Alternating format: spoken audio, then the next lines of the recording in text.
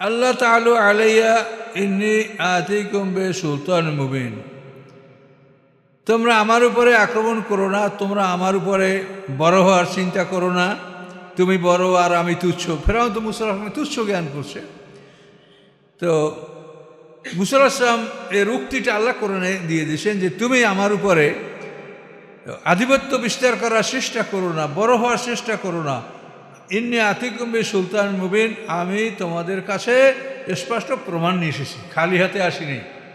আমার এই সাপ ছেড়ে দিলে এমন, এই লাঠি ছেড়ে দিলে এমন সাপ হবে যে তোমার সব কিছু এই একটা সাপেই গ্রাস করতে পারবে ক্ষমতা এই সাপের আছে। লেজে ভর করে দাঁড়ালে 1 মাইল পর্যন্ত উঁচু হয়ে যেত সাপ। আবার হা করলে 80 গজ গ্রাস পর্যন্ত হা করতে পারত। সবুজ লাল রং, হলুদ রং, আর গায়ে ছিল তার পশম। ভয়ঙ্কর দৃশ্য। ওয়ান্নি উস্তুবে রব্বি রব্বিকুম আন তারজুমুন, এবং মুসা আলাইহিস সালাম বলেন যে আমি আশ্রয় কামনা করছি আমার রব এবং তোমাদের রবের কাছে, আন তারজুমুন, যে তোমরা যেন প্রস্তর আঘাতে আমাকে হত্যা না করো। কার কাছে আশ্রয় চাচ্ছি? আমারও রব তোমাদের রব, তার কাছে আমি আশ্রয় চাচ্ছি তোমরা যেন আমাকে প্রস্তর আঘাতে হত্যা না করো। ওয়াল্লাম তুমিনুলি ফাতাদিলুন, যদি তোমরা আমার এই কথার উপরে বিশ্বাস না করো তো তোমরা আমার থেকে পৃথক থাকো, কোনো আপত্তি নেই, দূরে থাকো। ফাদা রব্বা ইন্না হাউলাই কওম মুজরিমুন, অতঃপর মুসা আলাইহিস সালাম তার রবকে ডাক দিলেন এই বলে যে এরা অপরাধী জাতি। পয়গম্বর যখন আল্লাহর কাছে, আল্লাহকে ডাক দেয়, আল্লাহর কাছে সাহায্য চায়, তখন সেই জাতির আর বেঁচে থাকার কোনো অধিকার থাকে না, তারা ধ্বংস। তা আল্লাহ বলেন যে মুসা আলাইহিস সালাম কী করলো? ফাদা রব্বাহু, তার রবকে ডাকলো, কি বলে? আন্না হাউলাই কওম মুজরিমুন, যে এরা একটা অপরাধী জাতি। তখন আল্লাহ কি করলেন? আল্লাহ বলেন ফাসরি বিবাদি লাইলান, যে হে মুসা, রাতারাতি তুমি আমার বান্দাদেরকে নিয়ে চলে যাও।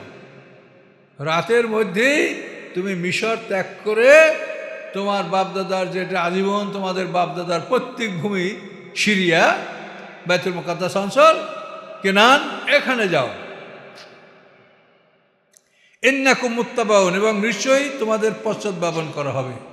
তুমি যে যাবে, পিছন থেকে ফেরাউন তোমাকে ধাওয়া করবে, এটা আল্লাহ বলে দিলেন। ইন্নাকুম মুত্তাবাউন। আল্লাহ তার কি করতে হবে? অত্রুকিল বাহরা রাহওয়ান, সমুদ্রকে তুমি উন্মুক্ত রাখো।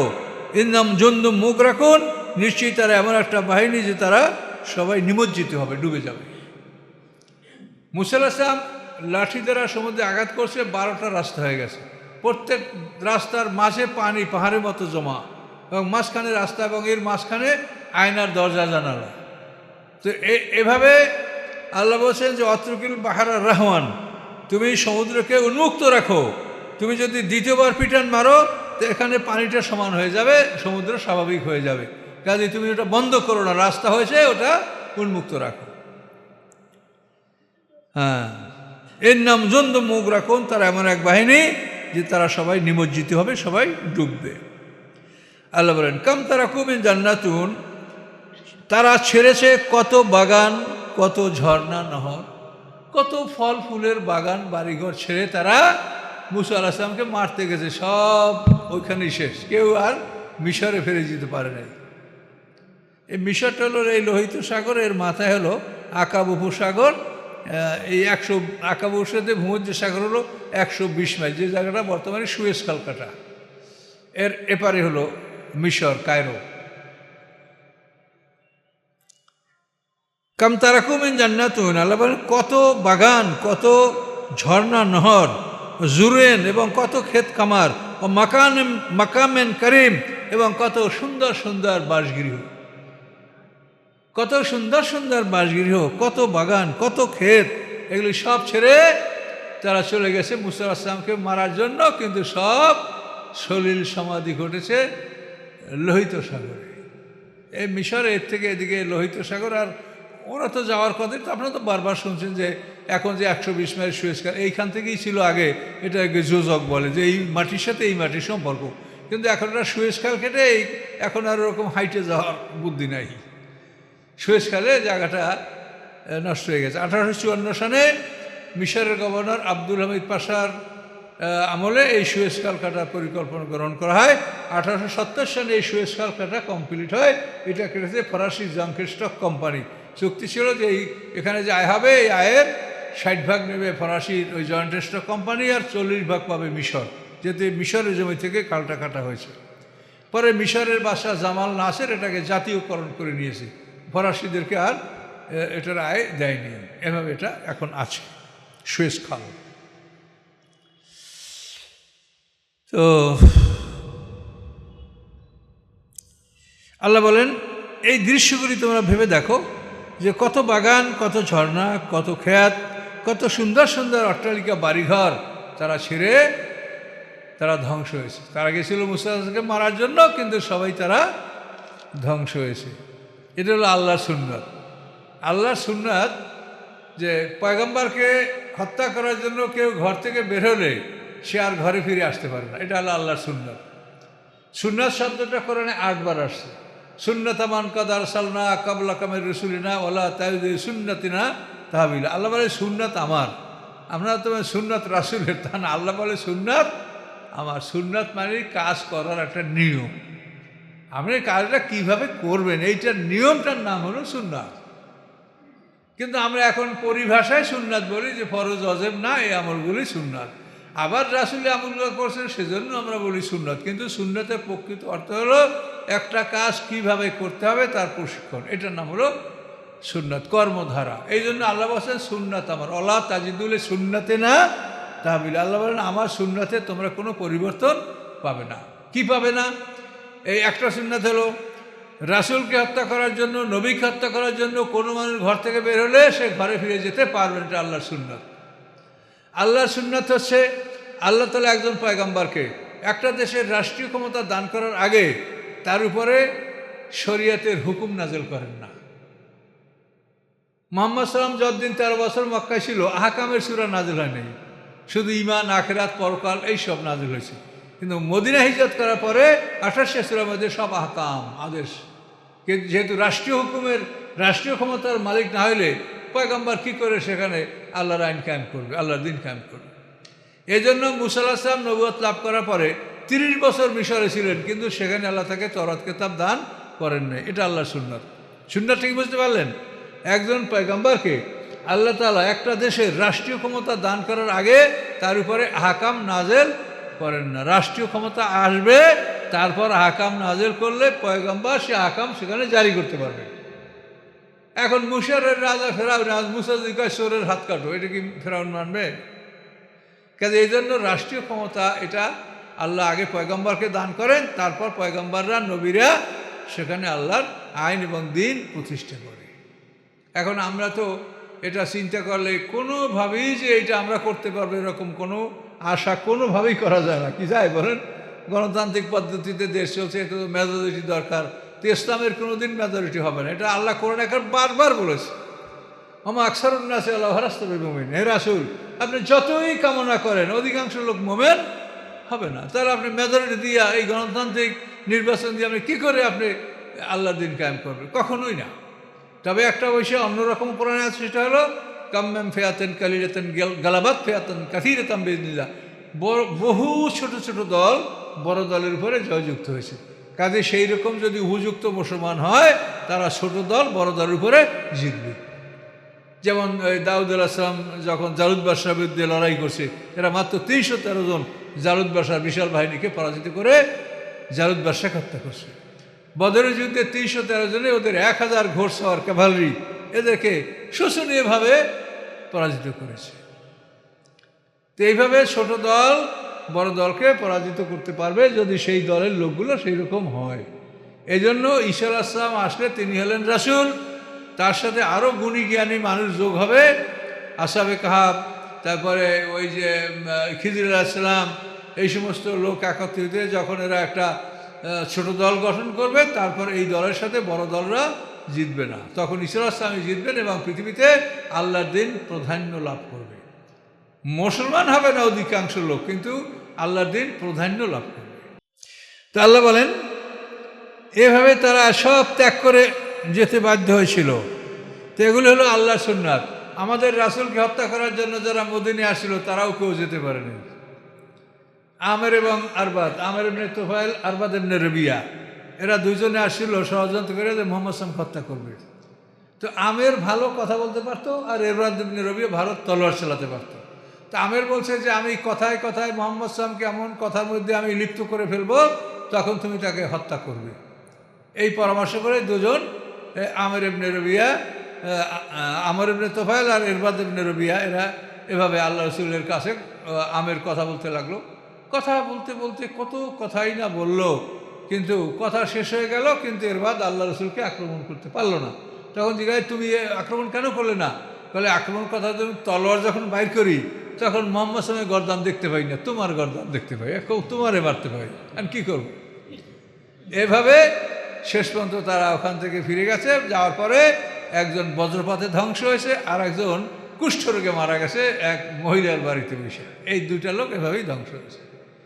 কাজী পয়গম্বরকে হত্যা করার জন্য কোনো মানুষ ঘর থেকে বেরোলে তারা ঘরে ফিরে যেতে পারে না। আল্লাহর পয়গম্বর সাল্লাল্লাহু আলাইহি ওয়াসাল্লামকে হত্যা করার জন্য 9 নেতা রওনা করছিল না? 9 নেতা কোরআনে ওয়াকানা ফিল মাদিনাতে তিসআতুর রাতি ইফসিদুনা ফিল আরদ।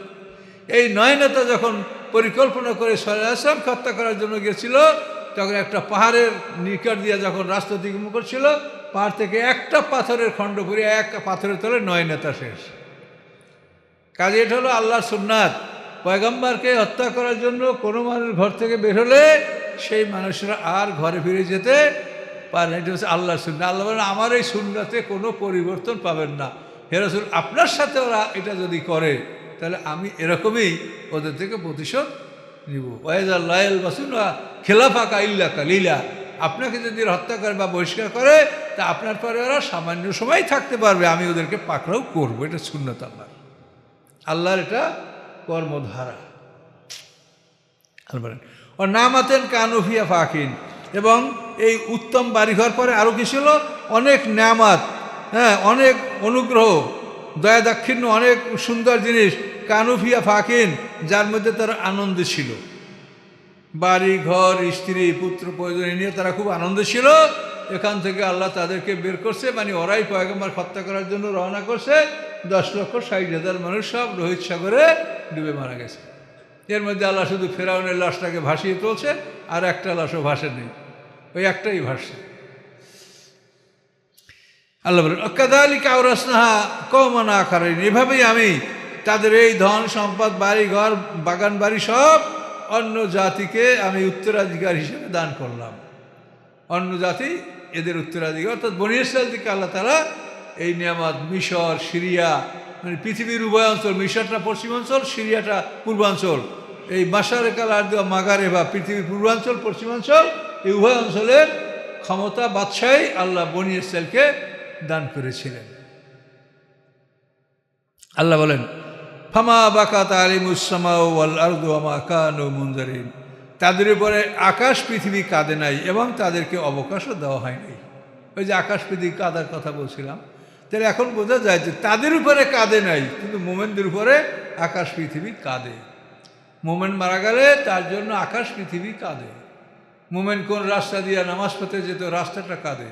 কোন বর্তনে খানা খেতে, বর্তনগুলি তার জন্য কাঁদে, হাঁড়ি পাতিল বর্তন। কোন রাস্তা দিয়ে তার আমল আকাশে যেত, সেই রাস্তাটা কাঁদে। কোন রাস্তা দিয়ে আকাশ থেকে তার জন্য পৃথিবীতে নেয়ামত নাজেল হইতো, এই সব রাস্তাগুলি আকাশ পৃথিবী এবং রাস্তাগুলি তার জন্য 40 দিন পর্যন্ত কাঁদে। এর থেকেই 40 আবিষ্কার। ফামা বাকাত আলিমুস সামাউ ওয়া মা কানু মুনজারিন, তাদেরকে অবকাশ দেওয়া হয়নি। ওয়ালাকাদ নাজ্জাইনা বানি ইসরাঈলা মিনাল আযাবিল মুহিন, নিশ্চয়ই আমি মুক্তি দিয়েছিলাম বনী ইসরাইলকে অপমানজনক শাস্তি হতে। মিন ফেরাউনা, ফেরাউন হতে আমি মুক্তি দিয়েছিলাম। ইন্নাহু কানা আলিয়াম মিনাল মুসরিফিন, নিশ্চয়ই ফেরাউন ছিল অহংকারী এবং পৃথিবীতে সীমা লঙ্ঘনকারী। ওয়ালাকাদ ইখতারনাহুম আলা ইলমিন আল আলামিন, এবং নিশ্চয়ই আমি বাছাই করেছিলাম বনী ইসরাইলকে জ্ঞানের দিক থেকে সমস্ত সৃষ্টিগুলির উপরে। সেই সময় জগতে যারা ছিল সকলের মধ্যেই বনী ইসরাইলরা সবচাইতে জ্ঞানী ছিল। ওয়াতাইনাহুম মিনাল আয়াতি মা ফিহি বালাউম মুবিন, এবং তাদেরকে আমি এমন নিদর্শন দান করেছিলাম যার মধ্যে ছিল স্পষ্ট পরীক্ষা। এরকম নিদর্শন যে 9টা নিদর্শন মুসা আলাইহিস সালামকে দেওয়া হয়েছিল, এটার কথা আল্লাহ ইঙ্গিত করছেন। ইন্না হাউলাই লা ইয়াকুলুন, নিশ্চয়ই এরা বলে, ইন হিয়া ইল্লা মাউতাতুনা লুলা ওমা নাহনু বিমাবুসিন। পরবর্তী তার অবস্থা কি হলো? তারা এই লোকগুলি পরে বলতে লাগলো, বনী ইসরাঈলদের কিছুকাল পার হওয়ার পরে, অর্থাৎ মুসা আলাইহিস সালাম, হারুন আলাইহিস সালাম ইন্তেকাল করার পরে, ইউসুফ ইবনে নুন, কালেব ইবনে ইউকান্না এদের যুগ পার হয়ে যাওয়ার পরে বনী ইসরাঈলের সব বিপদগামী হলো। তো আল্লাহ বলেন ওরা এখন কি বলে? ইন্নাহু লা ইয়াকুলুন, এখন ওই সব লোকগুলি বলা বলি করে ইন হিয়া ইল্লা মাউতাতুনা লুলা, আমাদের প্রথম মরণই মরণ, আমাদের প্রথম মরণ মরছি, এটাই আমাদের মরণ, আমার নাহনু বিমুনশারিন, আমরা দ্বিতীয়বার আর উঠবো না, এই মরণে আমরা শেষ হয়ে যাব, আর দ্বিতীয়বার আমরা হাসে মাদার উঠবো না। এটা ছিল তাদের কথা।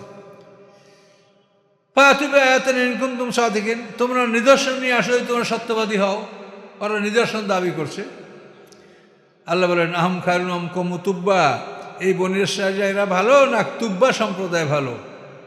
আল্লাযীনা মিন ক্বাবলিহিম, এবং তুব্বাদের আগে যারা অতীত হয়েছে, আহলাকনাহুম, আমি তাদেরকে ধ্বংস করেছি, ইন্নাহুম কানু মুজরিমিন, এরা সবাই ছিল অপরাধী। তুব্বা হলো একজন নামজাদা বাদশার নাম, তুব্বা। এরা ইয়ামানে যে সাবা সুরা একটা আছে করে, সাবা এমনি ইয়াসাব এমনি ইয়ারাব এমনি কাহাতান, এই অর্থাৎ নূহুল আসলামের বংশের সাথে এদের এইভাবে সাবা এমনি ইয়াসাব এমনি ইয়ারাব এমনি কাহাতান, কাহাতানের নাম জাকতান, ইয়াকতান, কাহাতান। এই কাহাতানের পিতার হলো আবের, আবের শালেক, এরফাকসাস, এরাম, সাম, নূহ, এইদিকে এদের লাইন। তো এই সাবার থেকেই এর 10 পুত্র ছিল, তার মধ্যে এক পুত্রের নাম ছিল তুব্বা। এদের বংশ থেকে তাবাবিয়া বলা হয়। এবং এই তুব্বা সম্পর্কে আল্লাহ রাসূলের মন্তব্য যে ইসলাম গ্রহণ করেছিল এই তুব্বা, সেই সময় তো আল্লাহর দিন ছিল ইহুদি ধর্ম, সেই দিন ওই তুব্বা গ্রহণ করেছিল। এবং এই তুব্বার বংশের লোকেরাই কিন্তু আল্লাহ রাসূলের জন্য যে মদিনায় যে একটা ঘর করা ছিল, হিজরতের পরে আল্লাহ রাসূল যে বাড়িতে গেলেন, হ্যাঁ, যে বাড়ির সামনে আল্লাহ রাসূল উট শুয়ে পড়েছিল, এইটা কিন্তু এই তুব্বাদের নির্মাণ করা ঘর।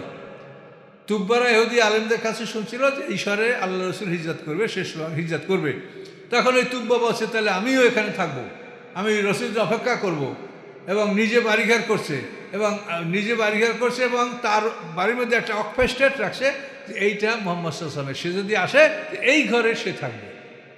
তো ওই ঘরটা ওরা তুব্বারা চলে যাওয়ার পরে মদিনার লোকেরা বংশানুক্রমে কতবার যে ওই বাড়িঘর বিক্রি হয়েছে, কিন্তু সবসময় ওই কথাটা যারাই কিন্তু তাদেরকে বলা হতো যে এখানে একটা অকফেস্টেট আছে, এটা আপনাদের দায়িত্বে থাকবে, এটা আমরা বিক্রি করছি না, এটা যার জন্য সেই থাকবে।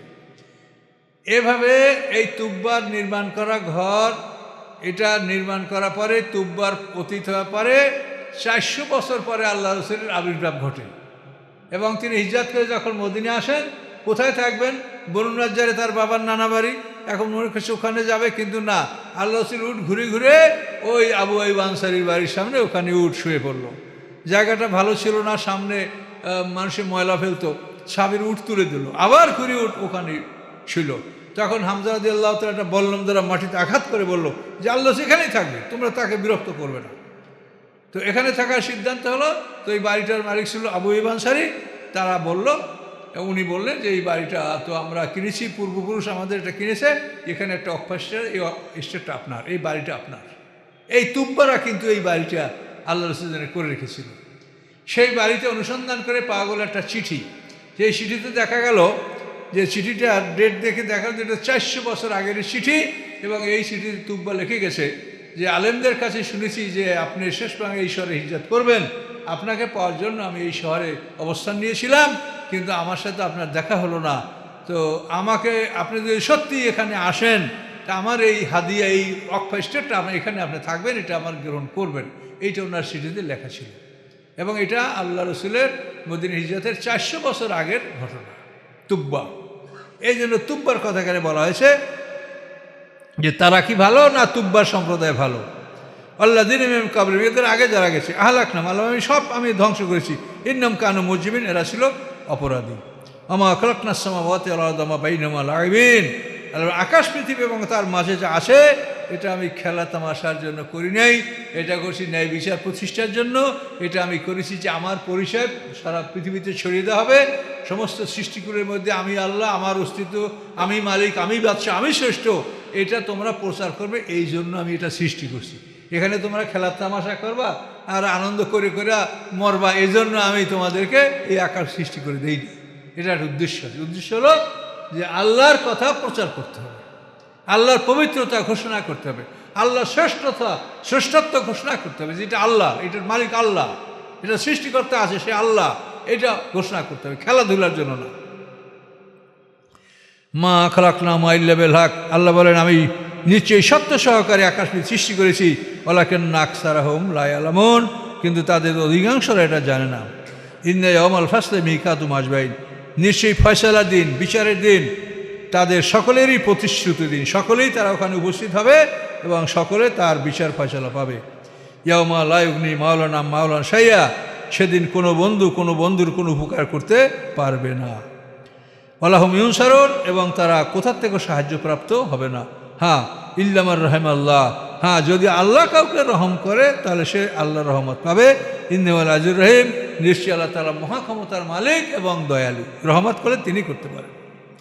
এরপর বলেন ইন্না সাদারাতা জাক্কুম, নিশ্চয়ই জাক্কুম গাছ, ক্যাকটাস, সেজি গাছ, লাকফিন্নি, ফণি মনসা, যে কথায় আপনারা গাছটা চিনেন, এটা জাক্কুম।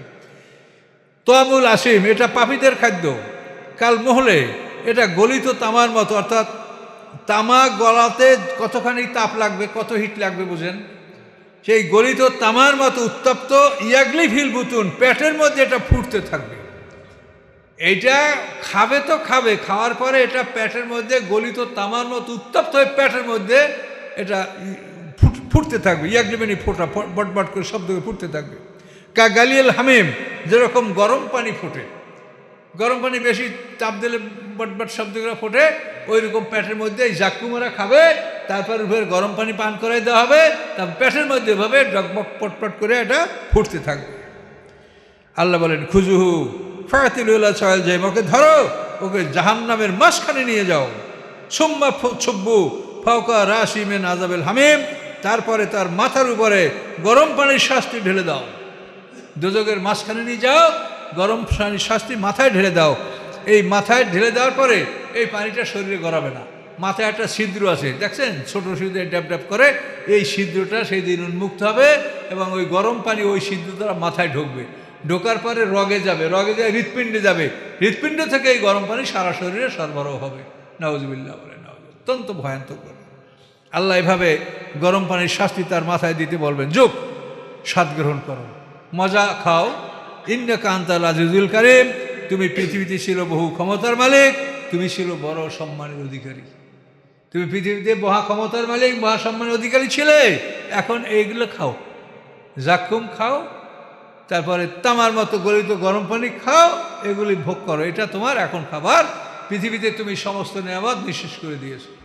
আযহাবতুকুম তাইয়্যিবাতিকুম ফায়াতিদ দুনিয়া, দুনিয়ার জীবনে তোমরা সমস্ত ভালো জিনিসগুলি শেষ করছো, এখানে আর তোমাদের জাক্কুম ছাড়া কিছু নাই। এই জন্য ওমর ফারুক ভালো খাবার খাইতেন না, ভয়তে, যে আল্লাহ যদি বলে যে দুনিয়ায় তোমার সব ভালো খাবার দাবার পোশাক তুমি শেষ করেছো, এই জন্য উনি ভয়তে এই ভালো খাবার খেতেন না। ইন্না হাযা মা কুনতুম বিহি তামতারুন, এই হলো ওই জিনিস যে বিষয়ে তোমরা সন্দেহ পোষণ করতেছিলে। জাক্কুম নাই, আবু জাহেল কয় যে জাক্কুম মানে খাজুর বিজানো পানি, হ্যাঁ, আগুনের মধ্যে গাছ হয় কেমন করে? তা আল্লাহ বলেন এই হলো সেই জিনিস যার উপরে তোমরা সন্দেহ করতেছিলে। ইন্নাল মুত্তাকিনা ফি মাকামিন আমিন, নিশ্চয়ই মুত্তাকিন যারা আল্লাহকে ভয় করছে তারা নিরাপদ অবস্থানে থাকবে। ফি জান্নাত, তারা বাগানে থাকবে। উয়ুন, ঝর্ণা, চশমা, নহর, এর মধ্যে তারা অবস্থান করবে। ইয়ালবাসুন মিন সুন্দুস ওয়া ইস্তাগরাব, তারা পরিধান করবে চিকন রেশম এবং মোটা রেশম। তারা নিচের অংশে আপনি মোটা রেশম পরলেন, উপরের অংশ চিকন রেশম। তো আল্লাহ বলেন পরবে তারা চিকন রেশম এবং মোটা রেশম। মুতাকাবিলিন, এবং সামনাসামনি তারা বলবে, বন্ধু বান্ধব স্ত্রী এদেরকে নিয়ে সামনাসামনি বলবে। কাযালিকা, আল্লাহ বলেন এভাবেই জাওয়াজনাহুম বিহুরিন, বড় বড় ডাগর চক্ষু বিশিষ্ট হুরের সাথে আমি তাদের জোড়া দিয়ে দেব, তাদের বিবাহ পড়িয়ে দেব। ইয়াদুনা ফিহা বিকুল্লি ফাকিহাতিন আমিনিন, সেখানে তারা সব ধরনের ফলমূল তারা চাবে এবং নিরাপত্তার সহিত সব কিছু পাবে। সব ধরনের যেটা চাবে সেই ফল তারা উপস্থিত পাবে। লা ইয়াযুকুনা ফিহাল মাউতা ইল্লা মাউতাতাল উলা, তারা আর কোনো মৌতের স্বাদ গ্রহণ করবে না প্রথম মরণ ছাড়া। এই যে প্রথম মানে পূর্ববর্তী মরণ ছাড়া আর তারা কোনো মৌয়তের স্বাদ গ্রহণ করবে না। অর্থাৎ এর পিছনে যে মৌয়তটা আমরা মরণের পরে বরজাকে থেকে আল্লাহর কাছে গেলাম, এই মৌয়তের পরে আর কোনো মৌয়ত তাদের স্পর্শ করবে না। পূর্ববর্তী মৃত্যু ছাড়া, এখানে উলা অর্থ করবেন পূর্ববর্তী, এই পূর্ববর্তী মৃত্যু ছাড়া তাদের আর নূতন কোনো মৃত্যু তাদেরকে আক্রমণ করবে না। ওয়াকাম আযাবাল জাহিম, আল্লাহ তাআলা তাদেরকে জাহিমের শাস্তি থেকে রক্ষা করবেন। জাহিম একটা দোজকের নাম, জাহিম মানে জাহান্নাম। তো জাহান্নাম আলাদাই আছে, তো জাহিম একটা দোজকের নাম। 6 নম্বর দোজকের নাম জাহিম। জাহান্নাম, হুতামা, লাজা, সাকার, সাইর, জাহিম, হাবিয়া, এই 7। ফাদলাম্মের রাব্বিকে, আল্লাহ বলেন এগুলি হল আল্লাহর পক্ষ থেকে অনুগ্রহ। এই যে ঘোষণা করা মোমেন্ট, এটা আল্লাহর পক্ষ থেকে অনুগ্রহ। যালিকা আল ফাউজুল আযীম, এটা সবচাইতে বড় জয়যুক্ততা।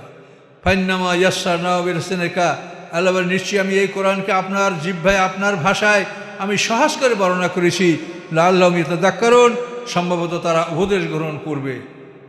তাদের মাতৃভাষায়, সহজ ভাষায় আমি এই কোরআনকে আমি বর্ণনা করেছি। ফারতাকিব, আপনি অপেক্ষা করুন। ইন্নাহুম মুরতাকিবুন, তারাও অপেক্ষা করতে থাকুক। এরপরে যেগুলো বলা আছে এগুলি সব তারা দেখতে পাবে। ফারতাকিব, আপনি অপেক্ষা করুন, তারাও অপেক্ষা করতে থাকুক। সূরাটা শেষ হয়ে গেল ইনশাআল্লাহ। এরপরে সূরা আসবে জাসিয়া। আস্তাগফিরুল্লাহ রাব্বি মিন কুল্লি যামবি ওয়া আতুবু ইলাইহি, লা হাওলা ওয়ালা কুওয়াতা ইল্লা বিল্লাহিল আলিয়্যিল আযীম। আল্লাহুম্মা সাল্লি আলা মুহাম্মাদ ওয়া আলা আলি মুহাম্মাদ কামা সাল্লাইতা আলা ইব্রাহিম ওয়া আলা আলি ইব্রাহিম। আল্লাহুম্মা বারিক আলা মুহাম্মাদ ওয়া আলা আলি মুহাম্মাদ কামা বারাকতা আলা ইব্রাহিম ওয়া আলা আলি ইব্রাহিম ইন্নাকা হামিদুম মাজিদ। বই আছে, তাফসীর আছে, প্রয়োজন হলে খুব দ্রুত আসবেন, সময় নষ্ট করা যাবে না। আল্লাহুম্মা আমিন। ইয়া আল্লাহ, আমরা আপনার গোলাম, আপনার দুয়ারে হাত পেতেছি। আল্লাহ, আপনি আমাদেরকে ক্ষমা করেন। আল্লাহ, আপনার এই ভয়ঙ্কর আযাব থেকে আমাদের দূর করেন। আল্লাহ, দূরে রাখেন। আল্লাহ, আল্লাহ এই শাস্তি যাতে আমাদের ভোগ করতে না হয়। আল্লাহ, এরকম খারাপ কাজ থেকে আমাদেরকে আপনি দূরে রাখেন। আল্লাহ, আপনি দয়া করেন। আল্লাহ, সমস্ত সৃষ্টির মস্তিষ্ক আপনার মুঠের মধ্যে। আল্লাহ, আপনি আমাদেরকে, আমাদের মস্তিষ্ক ধরে আমাদেরকে সরল পথে আপনি রাখেন। আল্লাহ, আমরা যেন বিপদে পরিচালিত না হই। আল্লাহ, আমাদেরকে মাফ করেন। আল্লাহ, শয়তানের অস্বস্থ থেকে আমরা মুক্ত নই। আল্লাহ, শয়তান আমাদেরকে আক্রমণ করছে, ক্ষণে ক্ষণে আক্রমণ করছে। আল্লাহ, আমরা আপনার সাহায্য কামনা করি। আল্লাহ, আমরা শয়তানের সাথে মোকাবেলা করে পারছি না। অনেক সময় আমাদের দোয়া কালামও তারা মানতে চায় না, আমাদের অত্যাচার করে। আল্লাহ, এই শয়তান থেকে আপনার আশ্রয় আমরা কামনা করছি। আল্লাহ, আমাদের সকলের অসুখ বিসুখ, বিমার আজার থেকে আমাদেরকে মুক্ত করুন। বাড়িঘর অসুস্থ হয় তাদেরকে আল্লাহ মাফ করে দিন। সবাইকে সেবাইকে দান করুন। সকলের ঋণ পরিশোধ করার তৌফিক দিন। সকলকে হালাল রিজিকের ব্যবস্থা করে দেন। সকলের আওলাদ পর্যন্ত নেককার বানিয়ে দেন। আল্লাহ, সকলের মনকে কোরআনের দিকে ঝুঁকিয়ে দেন। আল্লাহ, সুবহানা রাব্বিকা রাব্বিল ইজ্জাতি আম্মা ইয়াসিফুন, সালামুন আলাল মুরসালিন, আলহামদুলিল্লাহি রাব্বিল আলামিন। আসসালামু আলাইকুম।